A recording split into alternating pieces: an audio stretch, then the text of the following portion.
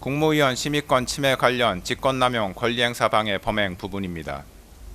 피고인은 2024년 12월 3일 비상계엄을 선포한 행위와 관련하여 이 법원에 내란 우두머리 혐의로 공소가 제기되어 현재 재판 계속 중인데, 피고인이 한 국무회의 소집 행위는 계엄 선포 행위 이전에 이루어진 것으로서 대한민국 헌법 및 관계 법령이 규정하는 계엄 선포에 필요한 사전 절차인 국무회의의 심의를 거치기 위한 것에 불과하므로 별건 내란 우두머리죄 공소사실 기재 행위의 실행의 착수 전 단계에서 행하여졌다고 보는 것이 타당합니다. 따라서 이 부분 공소 제기는 이중기소에 해당하지 않습니다. 헌법과 계엄법 등 관계 법령의 문헌과 그 입법 취지 및 대통령의 권한 행사와 관련하여 국무회의의 심의가 갖는 제도적 의의 등을 종합적으로 고려하면 모든 국무위원은 국무회의의 구성원으로 국정을 심의할 권한을 가진다고 판단됩니다. 따라서 대통령이 국무회의를 소집하는 경우 국무위원 전원에게 소집 통지를 하여야 하고, 일부 국무위원에게 소집 통지가 결여된 경우에는 해당 국무위원의 심의권이 침해되었다고 보아야 합니다. 피고인은 자신이 임의로 특정한 일부 국무위원들에게만 국무회의 소집 통지를 하였으므로 통지를 받지 못한 교육부 장관, 과학기술정보통신부 장관, 국가보훈부 장관, 문화체육관광부 장관, 환경부 장관, 고용노동부 장관, 해양수산부 장관 이상 7명의 국무위원들의 심의권을 침해하는 행위를 하였다고 판단됩니다. 피고인은 비상계엄의 밀행성과 신속성의 요청에 기인하여 국무위원들 전체에 대한 소집 통지를 하지 못한 것이므로 통상의 국무회의와 달리 계엄 선포와 관련하여 일부 국무위원에게 소집 통지를 하지 못한 것에는 정당한 사유가 있다고 주장하나, 헌법과 관계 법령상 긴급한 경우에 그와 같이 소집 통지를 하지 않아도 무방하다는 취지의 예외 규정은 없습니다.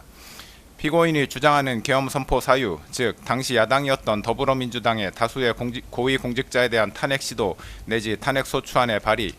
국가정보원의 선거관리위원회 시스템 점검 결과 등에 의하여 드러난 부정선거 의혹 해소,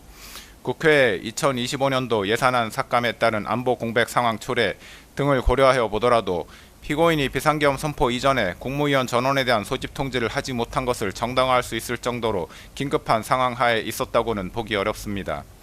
피고인이 소집 통지를 한 국무위원과 그렇지 아니한 국무위원 사이에 계엄 선포의 보안 유지 필요성과 관련하여 의미 있는 합리적 차이가 존재한다고도 볼 수 없습니다.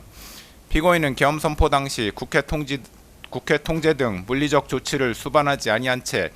단지 국민들에게 국가 안보 위기 상황, 야당에 의한 국정와비 상황 등의 현황 및 심각성을 알리기 위한 목적에 이른바 메시지 계엄을 선포하려고 한 것이었다고도 주장하는데, 피고인의 위와 같은 주장에 따르더라도 국무위원 전원에게 소집 통지를 하지 못할 정도로 긴급성과 밀행성이 요구되는 상황이 존재하였다고 보기 어렵습니다. 오히려 비상계엄과 같은 국가 긴급권을 행사할 경우 국가의 각 분야에 있어 비상 상황을 초래할 수 있고 다양한 분야에서 국민의 기본권을 침해할 소지가 있으므로 국가 긴급권 행사의 오남용에 따른 피해를 미연에 방지하기 위해 국정 각 분야의 보좌 및 심의를 담당하고 있는 국무위원 모두에게 국무회의의 소집을 통지할 필요성은 더욱 크다고 할 것입니다. 결국 피고인이 교육부 장관, 과학기술정보통신부 장관 등 7명의 국무위원들에 대한 국무회의 소집 통지를 하지 않아 해당 국무위원들이 국무회의에 참석하지 못하도록 한 행위는 직권을 남용하여 위 각 국무위원의 심의권을 침해한 행위에 해당하고, 이에 관한 피고인의 고의 역시 인정된다고 할 것이므로 이 부분 직권 남용 권리 행사 방해죄는 유죄로 인정됩니다. 다만 피고인이 이와 같이 국무위원 7명에 대하여 국무회의 소집 통지를 하지 않았던 것과 달리 기획부 재정부 장관, 농림축산식품부 장관, 보건복지부 장관, 중소벤처기업부 장관, 국토교통부 장관, 산업통상자원부 장관 이상 6명의 국무위원에게는 대통령실로 오도록 연락함으로써 소집 통지를 하였는데, 그중 대통령실에 늦게 도착한 국토교통부 장관과 산업통상자원부 장관은 국무회의에 참석하지 못하였습니다. 그런데 정부 조직법, 국무회의 규정 등 관계 법령에 의하더라도 국무회의 소집 통지에 관하여 그 통지의 구체적인 내용이나 방식 등을 제한하는 규정은 찾아볼 수 없고,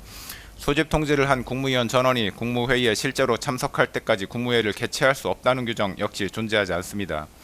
따라서 대통령인 피고인이 국무회의의 안건인 비상계엄의 선포가 가지는 긴급성과 보안성을 고려하여 국무위원들에게 국무회의 개최 여부나 안건에 관한 언급 없이 단지 대통령실로 오도록 하는 방식으로 소집 통지를 하였다거나, 소집 통지를 한 국무위원들이 모두 도착하기도 전에 의사정족수에 해당하는 국무위원들이 출석한 즉시 국무회의를 개최하였다고 하더라도 미처 출석하지 못한 국무위원들에 대하여 그 심의권을 침해할 고의가 있었다거나 국무회의의 소집 및 개최와 관련하여 관계 법령을 위반하였다고 단정하기 어렵습니다. 그렇다면 이 부분 공소사실 중 국토교통부 장관과 산업통상자원부 장관의 2명에 대한 공소사실은 범죄 증명이 없는 경우에 해당하여 무죄라고 할 것입니다. 다만 이 무죄 부분 공소사실은 그와 상상적 경합 관계에 있는 교육부 장관, 과학기술부, 정보통신부 장관 등